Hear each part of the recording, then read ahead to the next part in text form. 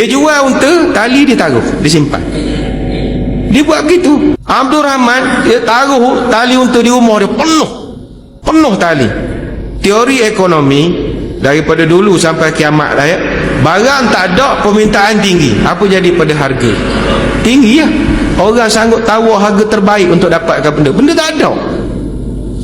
Abdul Rahman dia kontrol market, orang lain tak ada. Abdul Rahman bin Auf ini terkenal peristiwa hijrah. Dia boleh kuasai ekonomi Yahudi. Dia daripada Mekah selai sepinggang, tak ada bawa harta sekeping pun tak ada.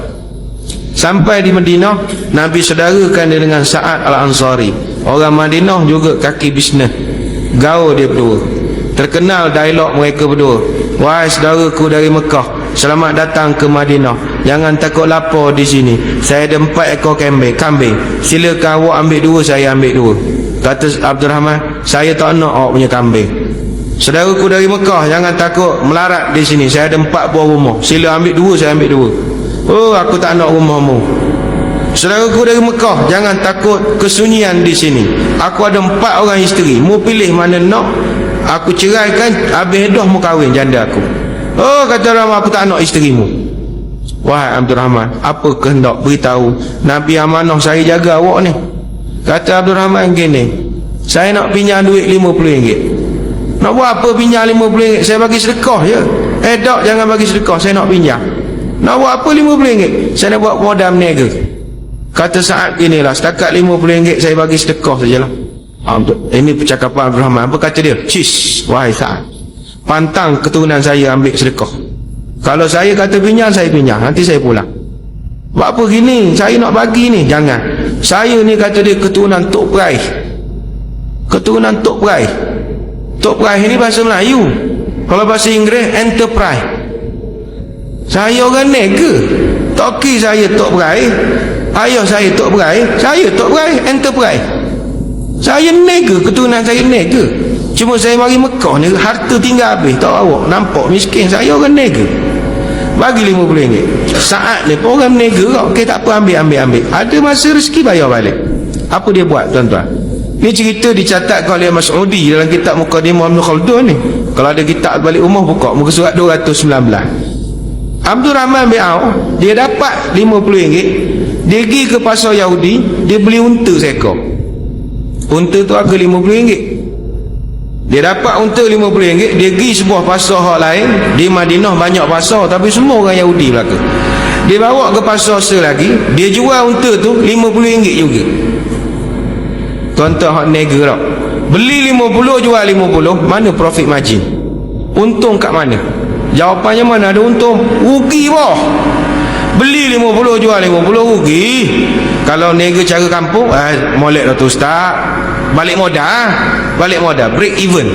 Balik modal rugi. Sebab kita beli 50, walaupun kita jual 50, kita rugi sebab kos. Kita beli unta, kita jual, nak bawa ke pasar selagi perjalanan kita. Kalau sekarang ada toolnya, kalau bawa driver nak minum air lagi, duit minyak kita. Lepas tu orang hak prospek nak beli barang kita tu, nak kena bela dulu bakal pembeli tu. Kalau minat karaoke, dia nak karaoke, nak main golf, nak urut kaki, banyak benda ni kita kena bela ke dia tu. Tapi macam mana Abdul Rahman bin Auf boleh buktikan beli 50, jual 50 masih boleh kaya? Ni Nabi sendiri mengaku. Nabi kata, Abdul Rahman, mu ni kalau lagi tengah padang pasir, mu angkat satu batu, bawah batu ada emas. Dia pandai buat duit. Abdul Rahman ni otak nega. Macam mana dia boleh buat? Tuan-tuan hak kaki nega pun boleh nampak petua dia. Dia beli unta harga RM50. Unta tu dia beli siap ada tali. Unta dengan tali, dia heret tali. Dia jual unta, tali dia taruh, dia simpan. Dia buat begitu. Dia beli unta, dia jual tali, dia ambil. Dia beli unta, dia jual tali, dia ambil. Dia beli unta, dia jual tali, dia ambil. Dia beli unta, dia jual tali, dia ambil. Sehingga dalam riwayat menyebut di Madinah ketika itu semua unta tak ada tali belaka. Unta kalau tak ada tali tak guna. Sebab nak tambat unta, nak parking unta, semua pakai tali. Abdul Rahman dia taruh tali unta di rumah dia penuh. Mana dia layak daftar company Abdul Rahman bin Auf Sadaga Tali Unta Enterprise. Kau ni cerdik nega. penuh tali. Teori ekonomi daripada dulu sampai kiamat lah ya, barang tak ada permintaan tinggi, apa jadi pada harga tinggi ya. Orang sanggup tawar harga terbaik untuk dapatkan benda tak ada.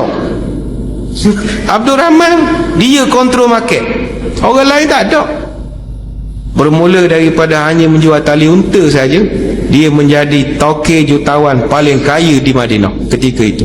Dia boleh beli habis supermarket Yahudi. Hak ni cara Abdul Rahman bin Auf. Bangunan Yahudi, rumah kedai habis dia beli belaka dengan tali.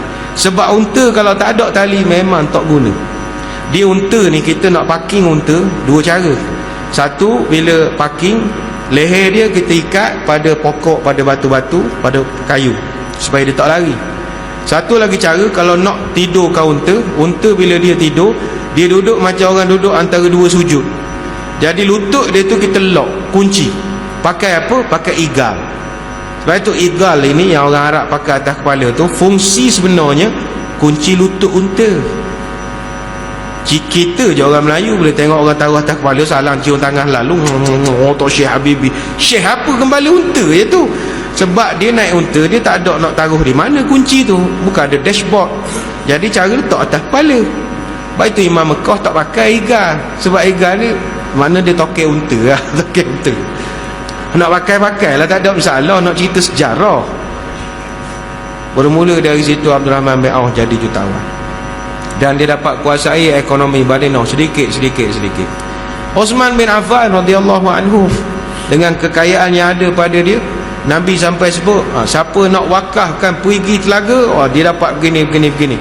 Sebab sumber air saluran paip pun dikontrol oleh orang Yahudi. Tapi mana ada ekonomi dia buat. Akhirnya kita tak bergantung lagi pada orang Yahudi ketika itu. Sebab itu muslimin muslimat sekalian, jom kita bertanya pada diri kita, bagaimana bab ekonomi ni pula, bab ekonomi ni. Sebab itu kalau kita nak cerita panjang, masa kita tak mengizinkan. Bagi tuan-tuan yang berminat boleh cari kitab karangan Ibn Khaldun. Ibn Khaldun dia ada karang satu kitab Al-Ibar wal Diwan al-Mubtada wal Khabar fi Tarikh al-Arab wal Ajam wal Barbar. Buku ini begitu bagus, orang banyak buat kajian buku ni, master PhD kaji buku dia. Dia ada 7 jilid. Jilid yang pertama namanya Al-Muqaddimah. Itu nama kitab Muqaddimah Ibn Khaldun. Tu sebenarnya Muqaddimah tu baru intro dia baru. Intro dia kat 500 muka. Muqaddimah punya banyak ilmu Ibn Khaldun. Intro dia saja banyak dah ilmu. Dia cerita dalam tu ada satu petikan daripada Al-Mas'udi. Mas'udi ulama sejarah Islam yang terkenal. Dia ada senaraikan kekayaan para sahabat yang dijana ekonomi selepas daripada hijrah. Osman bin Affan lepas hijrah berapa, Talhah berapa, Zubair bin Awam berapa. Kalau Abdul Rahman bin Auf, dia cerita kandang saja. Abdul Rahman bin Auf, kandang dia saja ada 1000 ekor kuda. Dia juga ada 1000 ekor unta, 10,000 ekor kambing. 1/4 daripada harta dia selepas dia mati 84,000 dinar. Abdul Rahman bin Auf. Sebab itu Abdul Rahman bin Auf ni, dia punya banyaknya harta. Ketika dia punya konvoi lalu di Madinah, bergegar Madinah, sampai Aisyah ingat gempa bumi. Punya banyaknya harta dia.